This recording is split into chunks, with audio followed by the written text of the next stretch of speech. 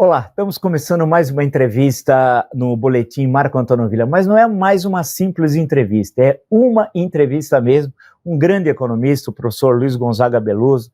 Eu digo isso porque, antes de eu fazer história, como vocês já sabem, eu fiz economia, só que acabei terminando o curso, aí fui fazer história e li, e sempre acompanhei, mesmo depois de formar na área de história, trabalhando na área de história, eu gosto muito de economia, sempre acompanhei, tenho livros aqui do professor Beloso, gosto muito da discussão econômica e da importância do professor Beloso no pensamento econômico brasileiro. Então, para mim, sinceramente, professor Beloso, é uma honra recebê-lo aqui no meu canal, queria agradecer muito ter aceito o meu convite e já encaixo já de primeira, assim como nós falamos antigamente, batendo de primeira na bola, a seguinte questão.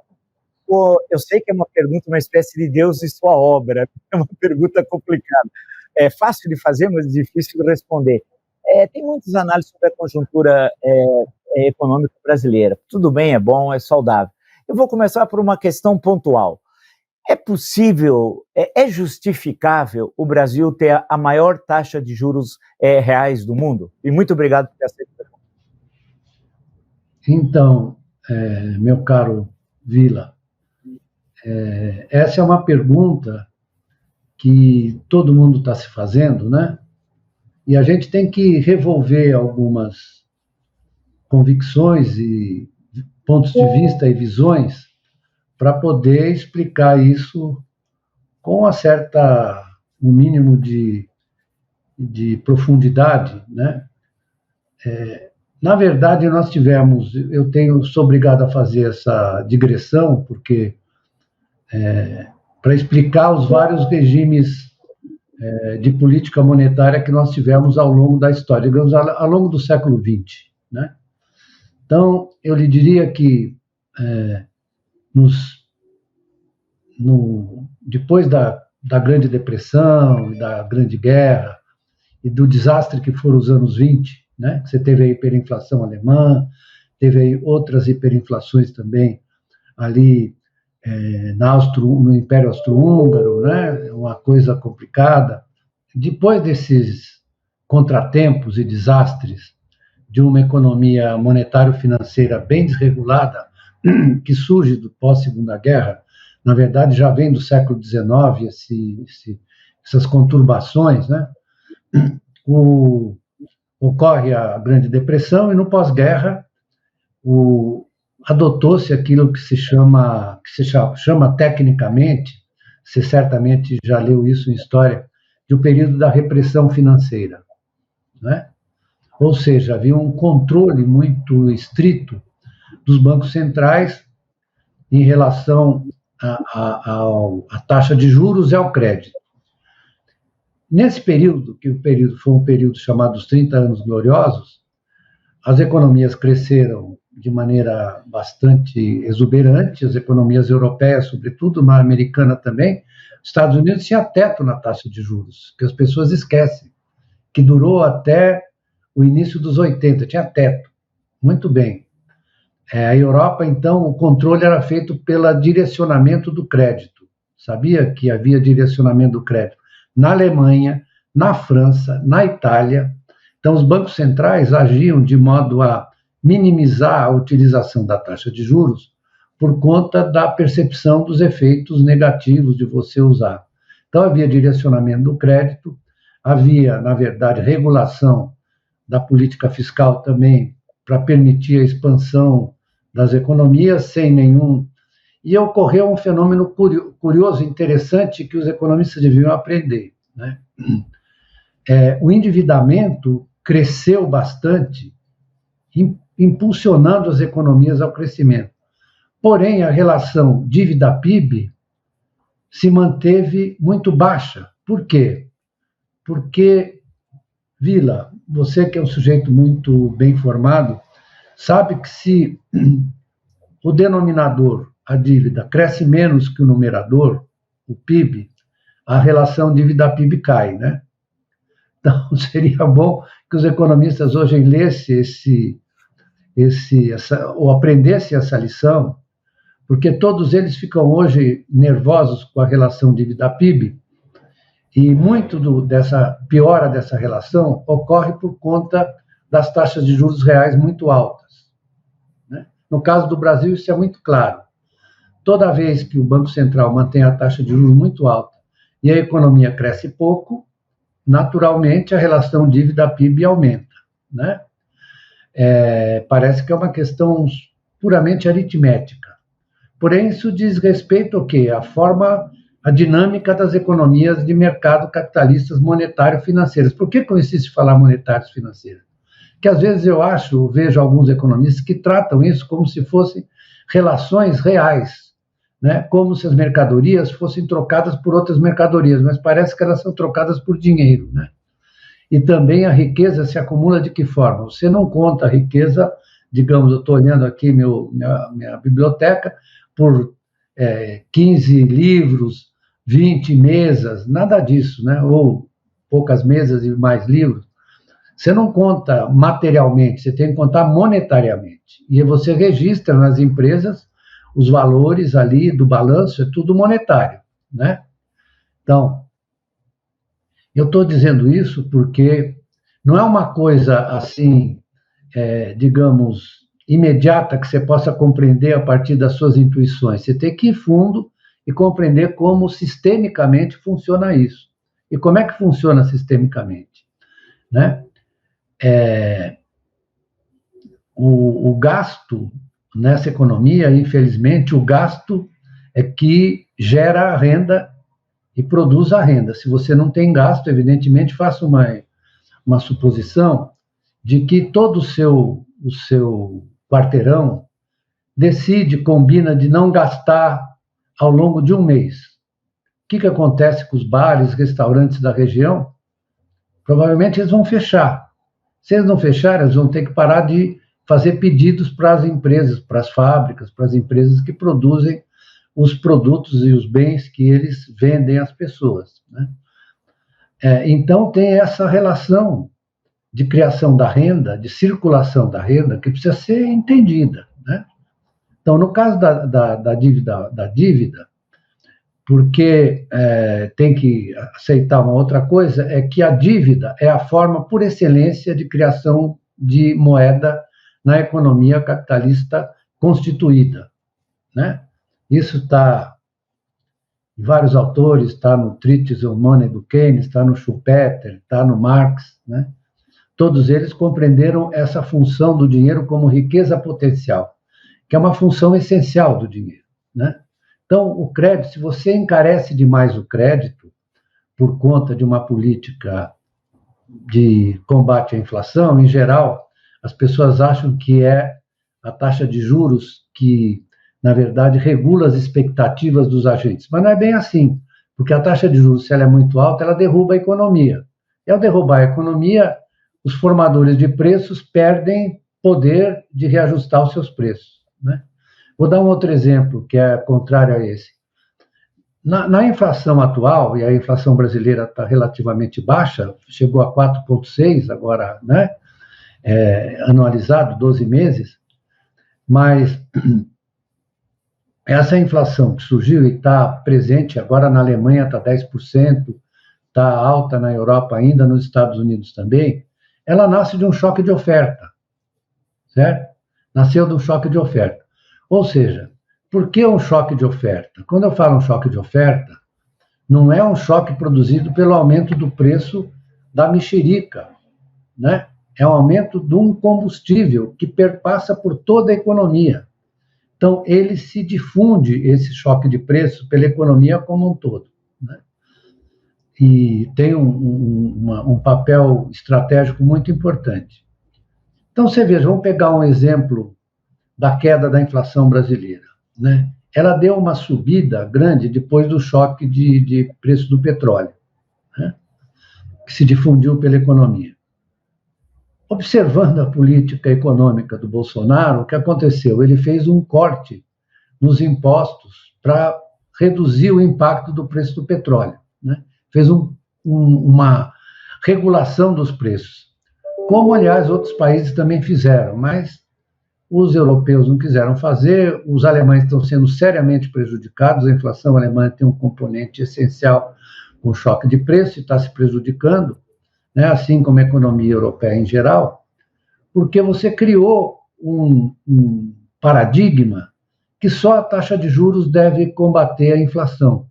Só que, no caso do choque de oferta, e isso já foi executado em outros períodos com muita eficiência em muitos países, né? Em vez de você controlar o preço crucial, que é o preço do petróleo, ademais administrado por um cartel, que é a OPEP, né? Um cartel. Agora eles estão fazendo restrição de oferta de novo. Então, o sistema de preços não é um sistema, digamos, que corresponde ao pressuposto da concorrência perfeita, né? É um sistema que tem gente que tem mais poder, menos poder para formar preço. Então, estão surgindo vários textos aí no mundo inteiro, no Brasil isso não aparece, em que as pessoas estão apontando para o fato de que quando você tem um choque assim, numa economia em que o poder econômico está muito concentrado em grandes empresas, essas grandes empresas têm papel estratégico, acontece que, com o choque de um insumo universal e assim fundamental para o funcionamento da economia, as empresas mais poderosas, tem uma mulher chamada Isabella Weber, que aliás é muito interessante, que é da London School, que disse o seguinte: vamos examinar aqui os preços que subiram mais. Aí você pega os preços mais cartelizados, digamos, dos setores mais concentrados, e eles realmente subiram mais. Agora, é um problema de maldade dos formadores de preços? Não, é um problema de forma de funcionamento. Então, é o seguinte, quando você leva um choque desse, você percebe que a inflação vai subir, é uma coisa meio óbvia, mas que eu não vejo tratada. É que os formadores de preços, eles tentam se antecipar e, na verdade, aumentar os preços para não permitir que, numa segunda rodada, eles sejam atingidos negativamente pela subida de todos os outros preços. Então, isso é o que se chama indexação de preços, indexação informal, né? Informal. E que o pessoal aqui, meus amigos, economistas, etc., do Plano Real, chamaram de inflação inercial. Só que ela não é inercial, ela é aceleracionista, né? Então, a inflação, você leva um choque, ao invés de você responder simplesmente ao choque e tornar isso, na verdade, estável, você cria uma aceleração inflacionária. E nós estamos observando isso agora. Você vê que os Estados Unidos sobe a taxa de juros, os europeus sobem a taxa de juros, e a inflação demora para cair. Aí a teoria contemporânea das expectativas nacionais diz que a inflação está desancorada, porque as expectativas ainda estão fora de controle. Então, aí o cara sobe mais a taxa de juros. Eu não sei, essa semana que vem, eu acho, né, vai ter a reunião do FONC, né, do Conselho de Política Monetária Americano, e há uma dúvida de quanto eles vão subir, se eles vão subir 0,50, vão subir 0,25, ou se vão subir alguma coisa, porque o desempenho da economia americana, a despeito do Biden, etc., foi ruim. Não foi boa, não. Cresceu no semestre apenas um e pouco, 1,1. Então, veja só que eu quero chamar atenção, eu falei até demais, né? Que eu quero chamar atenção, Vila, é que é um problema muito mais complexo do que essa simplificação um pouco grosseira e eu diria que deplorável, né? Que, na verdade, está dominando a cabeça dos que cuidam da política econômica, e você veja que o nosso Roberto Campos, né, Neto, ele é uma pessoa assim um pouco simples, né, eu diria, do ponto de vista intelectual. Não estou desfazendo dele, mas eu percebo pelas manifestações dele, por exemplo, que a questão da política monetária é uma questão técnica. O que você acha disso? Hã? Você riu, né? Estou vendo que você está rindo. Só rindo, né? É só rindo, né? Ele falou isso no debate no Senado. Eu vi. Eu estou constrangido, porque eu acho que ele não tem noção bem do que ele está falando, né? Isso denota uma limitação cultural, Você que é historiador, graças a Deus, você se transformou em historiador, porque isso é fundamental. E eu diria, vou fazer uma outra consideração aqui, meio que eu tenho feito frequentemente, é que, infelizmente, na caminhada das ciências humanas e sociais, você foi separando a economia da política, a política da sociologia e, sobretudo, o abandono da história, né? Vou incluir o direito aí também, né? E isso causa um dano muito grande para as análises, porque a economia foi se reduzindo o seu escopo e foi se transferindo numa construção, numa modelística, né? Então, a ideia de construir modelos, né? Não só a ideia de construir modelos, como a ideia de que os dados falam com você. Não, você que faz perguntas aos dados, né? Os dados não falam nada com você. Claro. Né? Os dados falarem com você é um cúmulo do empirismo de quinta categoria, né? Você faz perguntas, suas perguntas é que organizam a construção dos dados, né? Óbvio, né? Você pergunta sobre, na verdade, se é um conceito. Se fala em inflação. Inflação quer dizer que uma subida continuada de preços, cumulativa e continuada de preços. Isso é o conceito. Aí você vai examinar com os dados, vai pesquisar os dados para ver como funciona. Então, eu fico muito preocupado porque, sobretudo, nesse momento, eu não sei se você concorda, eu não quero ser, nem um pouco de arrogância, eu garanto, mas de preocupação, fico muito preocupado com o baixo nível do debate econômico no Brasil. Muito preocupado. Eu também concordo plenamente, porque desculpe até fazer essa observação, mas eu sempre li, acompanhava o debate econômico nos anos 70, desde os anos 70, anos 80, tal, e o que me chamava a atenção era justamente o oposto do que vivemos hoje, o debate e a qualidade do debate, né? Sim, sem dúvida. Você pega, por exemplo, vamos pegar um economista que, na verdade, até serviu ao governo militar, se transformou em meu amigo, eu gosto muito dele, que é o Delfim. O nível do Delfim era ainda é infinitamente superior ao dos seus pares de hoje, né? Ele tem uma cultura muito ampla, né? Leu todo mundo. E eu estou muito preocupado, aliás, nesse momento, com as reformas que estão sendo encaminhadas do currículo de economia, porque eles estão reduzindo as matérias ditas teóricas, né? E ampliando, digamos, as técnicas de pesquisa com dados. Tudo isso é muito importante.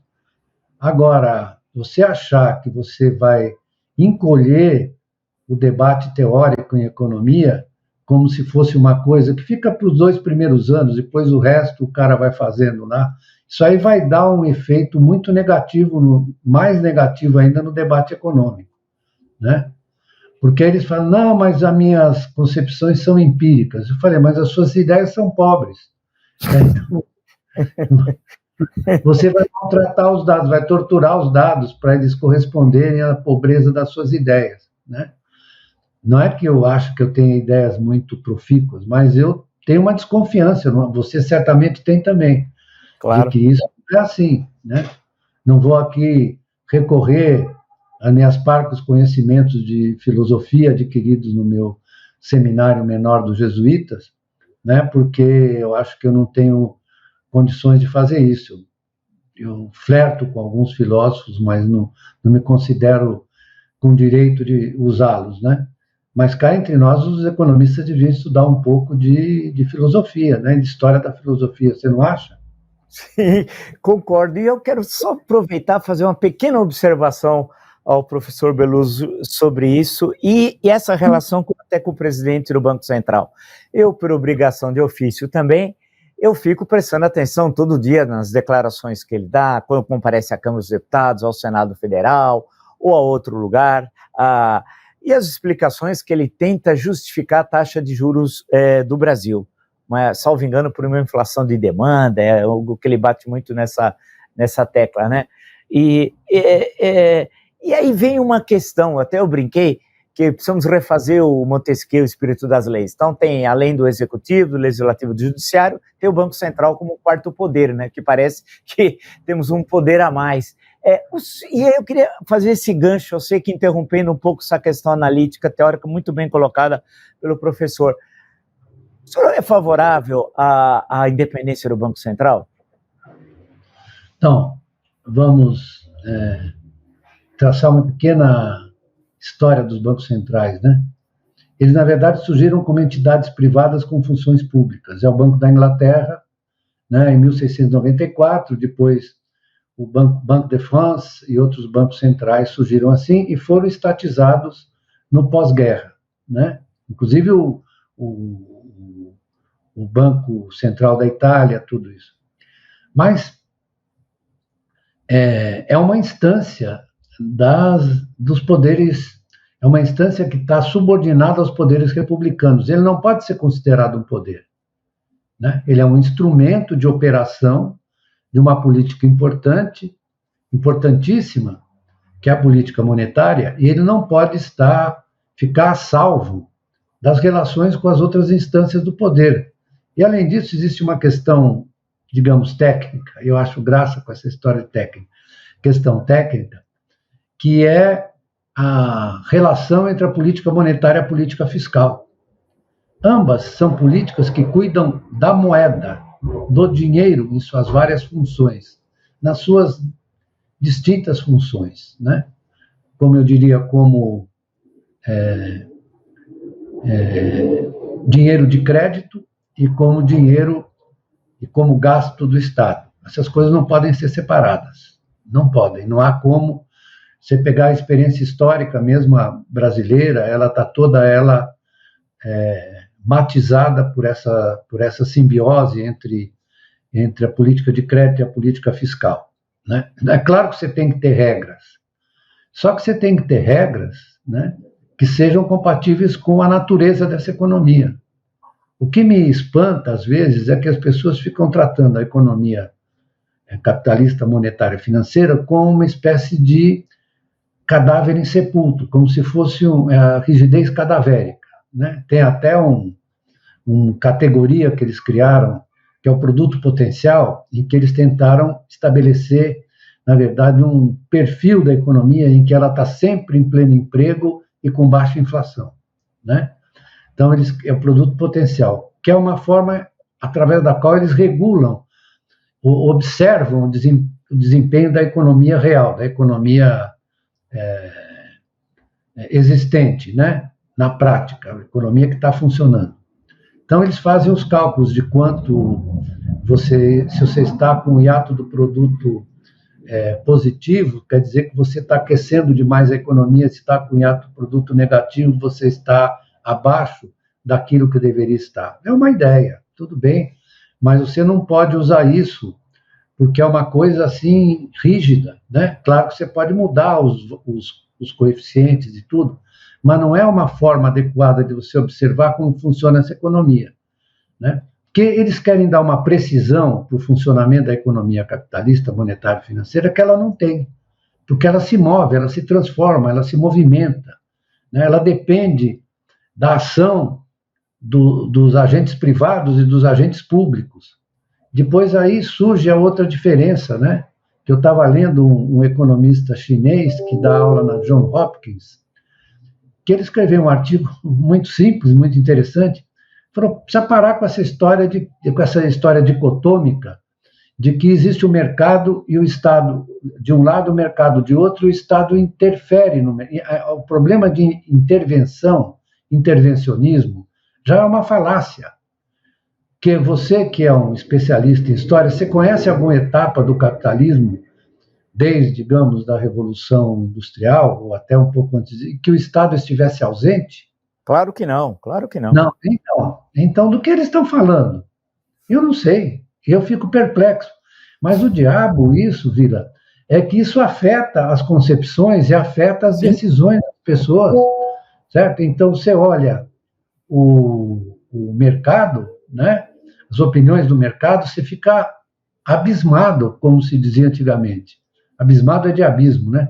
Você fica abismado Porque eu falo, não é possível que o cara esteja dizendo isso, que é uma coisa, é uma simploriedade impressionante.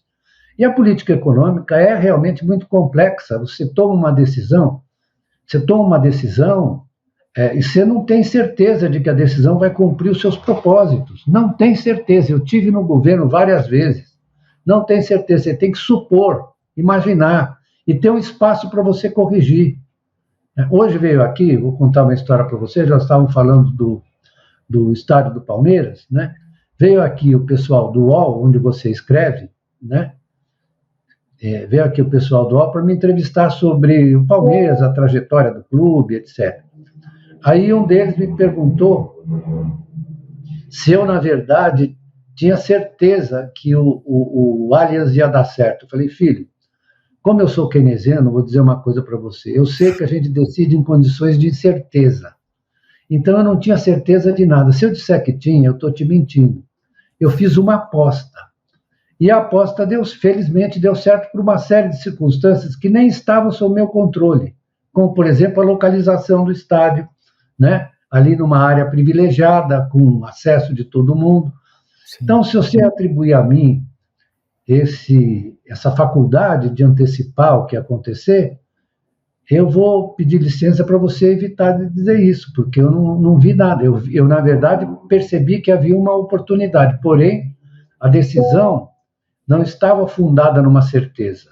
Então, como a economia, você olha para os economistas em geral, eles trabalham como se eles estivessem fazendo a revelação da Bíblia, né? Tem uma Bíblia lá que eles seguem, eu vou apresentar as minhas opiniões que estão fundadas nessa Bíblia. E é tudo errado. Não é? Agora, eu pergunto, aproveitando eu lia muito, né, nos anos 70, tinha uma disciplina, não sei se tem, mas era a teoria do desenvolvimento econômico, né? E eu gostava muito de ler os teóricos de todos os países, né, discutindo desenvolvimento econômico e tal, e era uma coisa, para mim, na época, muito importante, né? Coisa que eu gostava muito, uma disciplina que eu gostava muito. Aí eu me lembrava daqueles autores. Aí um dia, um pouco antes da pandemia, estava para começar a pandemia, mas um mês antes, eu fui numa consultoria econômica e convidaram para eu debater política lá. Eu fui. E aí eu fui lembrando, no meio da minha fala, aqueles economistas que eu lia naquela época. E a impressão que dava, professor Beluso, é que eu era um ser pré-histórico, eu era um australopithecus, sabe? Chegando naquela consultoria, porque ninguém sabia dos autores que eu estava falando, e eu parecia um ser estranhíssimo. Aí eu comecei a observar que realmente as leituras, então quando eu falo anos 70, anos 80, eram autores muito conhecidos, sempre citados, muitos até vieram ao Brasil, né? E então o que me chama a atenção é isso, né? É que, não sei se eu estou sendo fiel ao que o senhor está colocando, mas a impressão que dá é que nós tínhamos na época diferentes leituras de mundo. O senhor citou o professor Delfim Neto, foi várias vezes entrevistado no nosso canal, gosto muito dele, aprendi muito com seus livros, o clássico O Problema do Café no Brasil, por exemplo, né? E com tudo aquilo, mas a questão, a impressão que dá que os mais jovens, ou aqueles que estão no mercado, não leem os grandes teóricos da economia, né? Para poder, inclusive, interpretar o presente e ser um pouco mais originais nas análises, né? Você tem toda a razão, é isso que está acontecendo, é o estreitamento do horizonte intelectual deles, que é responsabilidade dos cursos de economia, dos manuais de economia. Você pegar o manual de economia, um dos mais vendidos, que é do Greg, como eu esqueci o nome dele, é uma coisa inacreditável. Aquilo é uma receita de bolo, e um bolo de má qualidade. É uma receita de bolo, e que você esconde toda a complexidade da vida social e econômica. Não vou falar da vida social, política e econômica, né? Então, você perde essa concatenação de dimensões da vida, né? Que, na verdade, nós transformamos em disciplinas, política, economia, sociologia, por uma questão de facilitação metodológica, mas que nós não podemos repetir isso o tempo inteiro, porque essas dimensões se interpenetram e afetam a vida das pessoas. Isso é elementar, me parece, né? Eu joguei muito futebol, e eu sempre dizia para o sujeito, falou que o cara que, na verdade, é incapaz de perceber qual é a relação dele com a bola, ele nunca vai ser um bom jogador, né? Pode pisar na bola, como acontece, frequentemente pisa na bola, chuta de bico, é isso que acontece. Você precisa ter maleabilidade para se relacionar com a bola, que é um instrumento bastante interessante e complicado da vida, né? Então é isso que eu acho, que está havendo um empobrecimento do ensino de economia, do debate. Eu estou muito preocupado com essa reforma do currículo, como eu disse, porque isso pode agravar ainda mais, porque quando você tenta aproximar. Hoje eu acabei de retomar uma leitura da prova de Gödel, que é uma leitura daquele filósofo muito importante, Ernest Nagel, né, que escreveu Gödel's Proof, para mostrar o que a prova de Gödel diz. Olha só, espera um pouquinho.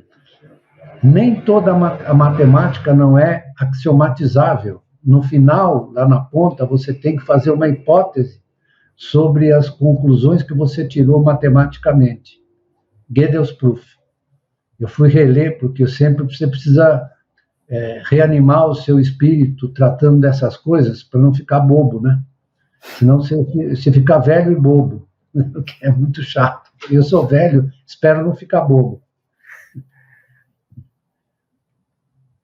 Não, mas perfeito, perfeito. Eu, para não estender muito e abusar da vontade do professor Beluso, olhando a economia brasileira, eu sei que ninguém é pitonisa, não estamos no oráculo de Delfos, mas isso. Olhando o panorama brasileiro e internacional, que é um panorama complexo, claro, para o panorama internacional, o senhor fez justamente referência à questão da China, eu estou também lendo um pouco, tentando entender primeiro um pouco a história da China antes de 49, estudar melhor, né, compreender e depois, a partir de 1º de outubro de 49, e mais especialmente a partir da política das 4 modernizações, e aí já estamos no final dos anos 70, né?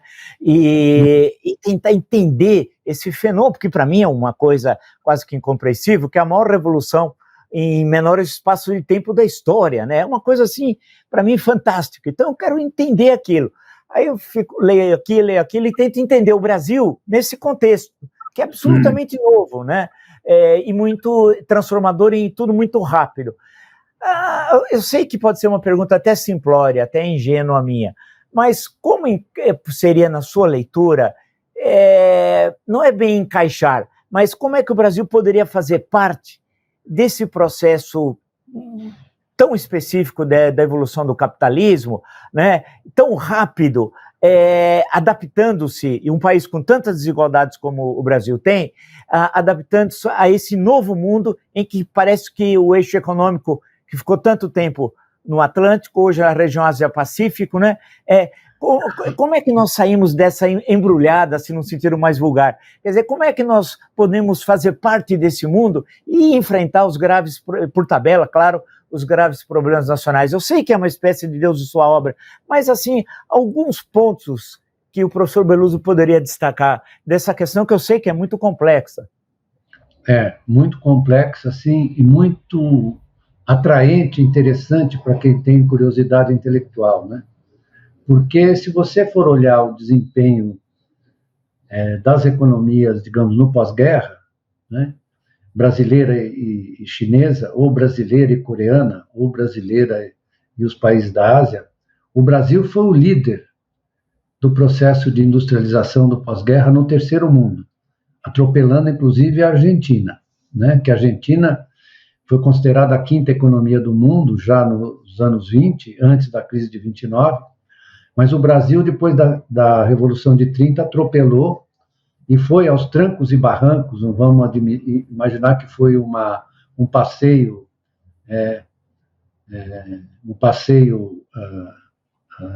ao sol, né? Foi, na Sim. verdade, a trancos e barrancos que nós tivemos Revolução, o Estado Novo, depois o suicídio do Getúlio e o Juscelino, etc. Mas aí o Brasil conseguiu fazer uma articulação com o resto do mundo, e se você for observar no pós-guerra, em 1957, se eu não estou muito enganado, acho que não, a Volkswagen veio para o Brasil 12 anos depois do fim da guerra, é uma empresa alemã, 12 anos depois do fim da guerra. Porque o Brasil era o país que executou as políticas mais adequadas de atração de capital estrangeiro. O Brasil, eu posso dizer que a China é o Brasil, o que o Brasil foi nos anos 50 e 60, na matéria de atração de investimentos, etc.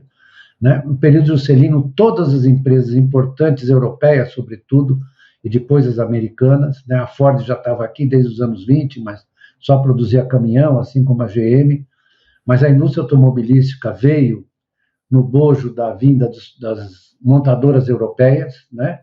Veio a Volkswagen, a DKV Mag, você deve se lembrar, claro. Veio a Renault, etc. Vieram todas as fábricas. Inclusive o setor de bens de capital, numa tese muito bem, que explica muito bem isso, é o Tadini, que hoje é presidente da BIMAC, né? Muito meu amigo, e seria bom que o convidassem para dar um pouco de palpite lá. Mas, então, o Brasil foi o país mais industrializado entre os países ditos hoje chamados de emergentes. A participação da indústria como um todo, inclusive a indústria extrativa, em 1980 era de 34% do PIB. E a indústria de transformação era 28%. Hoje ela é 10%. Então, no mesmo momento que o Brasil estava se perdendo essa posição e foi se desindustrializando, surge a China como grande receptora de capital estrangeiro. E aí a gente tem que considerar o seguinte: as relações internacionais, elas são muito articuladas, né? E você não pode pensar em um país sem ver o outro. Você não pode pensar a China sem olhar o que aconteceu nos Estados Unidos. Os Estados Unidos subiram a taxa de juros em 1979, quebraram o Brasil e os outros países endividados, e, ao mesmo tempo, as empresas, eu tenho os gráficos que a gente pode mostrar, as empresas produtivas americanas começaram para manter a competitividade, se deslocar para a China, que criou as suas regiões de recepção de empresas estrangeiras. E, ao mesmo tempo, a China fez as reformas do Deng Xiaoping, e que você tratou muito bem, né? E as reformas são muito interessantes porque elas estabeleceram uma combinação entre política econômica do Estado e avanço do setor privado que não tem precedentes. Na verdade, o país onde a inovação encontrou mais espaço para se realizar é a China de hoje. Porque não é que o Estado se confronta com o setor privado, ao contrário, o Estado impulsiona o setor privado. Então, é mais uma lição que, na verdade, você sabe que eles estiveram aqui no começo dos 80 para conversar com os brasileiros, inclusive conversaram com o Delfim. E muito da inspiração que eles tomaram foi dessa relação que no Brasil você tinha entre os bancos públicos, as empresas públicas e o setor privado, né? Eu me lembro muito bem, quando eu fui consultor do Fórum Gazeta Mercantil, e eu conversava muito com o Antônio Hermílio, com o Cláudio Bardella, com o Paulo Velhinho, né? Com o Kaczynski, com todos eles tinham consciência dessa conformação estrutural, né? Hoje em dia nós perdemos isso, parece que a nossa memória se esvaiu. E nós perdemos esse impulso empresarial e inovador que nós tínhamos. É claro que, se comparar com a China, o impulso foi menor, porque os chineses logo se apropriaram e transformaram a mudança tecnológica num objetivo. Quem vai a Shenzhen e observa como aquilo funciona, que é uma máquina de produzir inovação. Então, é isso que incomoda os americanos, Os americanos estão aborrecidos, porque eles estão vendo que é muito difícil você competir, apesar dos esforços do Biden agora, tudo com a questão dos semicondutores e a tentativa de impedir que as empresas americanas negociem essas coisas com a China, mas aí a Janet Yellen já falou corretamente, olha, não dá para fazer isso, porque a inter-relação, a integração entre as duas economias é muito forte, entre a economia chinesa e americana. Se nós tivermos um rompimento com a China, nosso prejuízo vai ser enorme, né? Então, aí ela fala, não, menos nos assuntos de segurança e tal. Esse assunto não é fácil de resolver. Mas eu diria para você, eu não sei se é satisfatória essa minha explicação que eu dei da trajetória do Brasil e da trajetória da China, né? Mas elas são muito relacionadas. A história de um, o sucesso de um é, digamos, eu não quero dizer isso, é o fracasso do outro.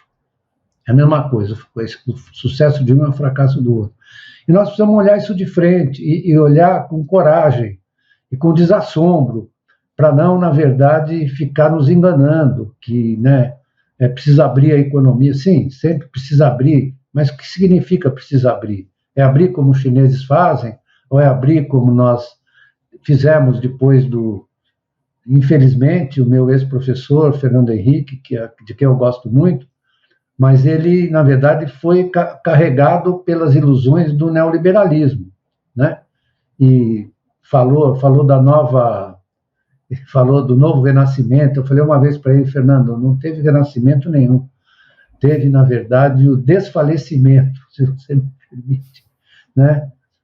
Então, a gente tem que olhar essas questões mais de longo prazo, estruturais, porque senão a gente não consegue explicar por que nós estamos nessa encrenca. Claro que há questões conjunturais também, mas a caminhada não vai ser fácil. Eu não quero dizer isso para não desanimar ninguém, mas do meu ponto de vista, a caminhada não vai ser fácil.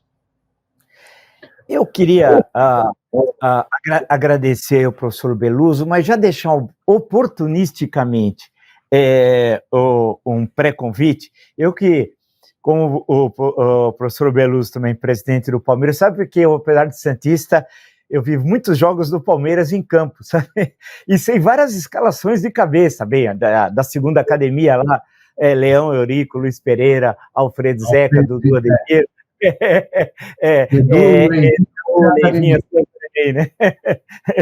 Eu sempre acompanhei, gostei de assistir muitos jogos, gosto, vi, poxa, belíssimos times do Palmeiras. Então, de forma oportunista, eu queria já deixar um pré-convite ao professor Beluso, por uma outra hora, a gente pudesse aprofundar, porque realmente essa questão da China, Brasil, porque eu lembro, a política das 4 modernizações, indústria, agricultura, defesa e ciência e tecnologia, né?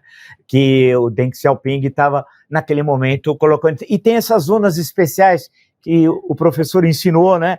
Que é interessante quando elas foram criadas na China, como...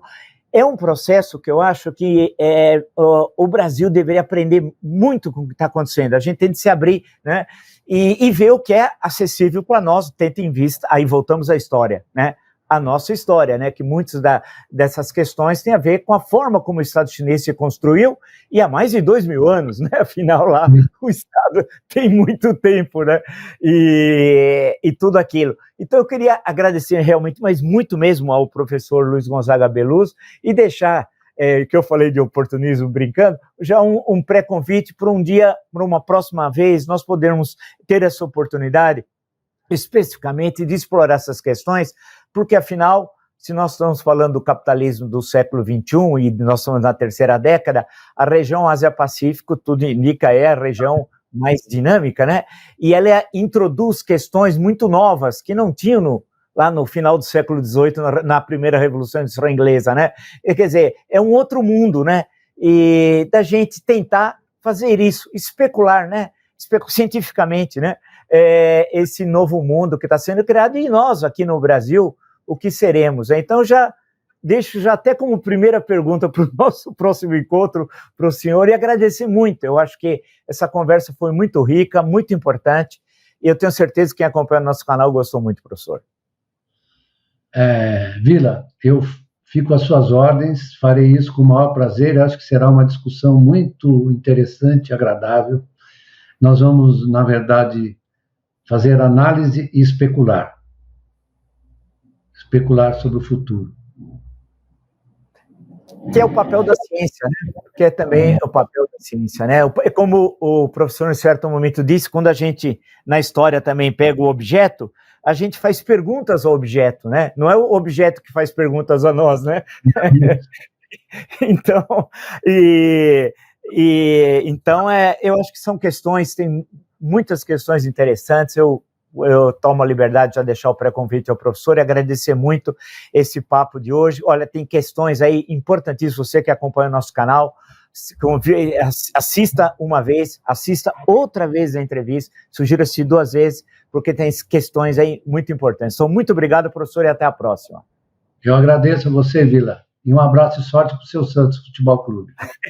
Ele precisa muito. Obrigado, professor.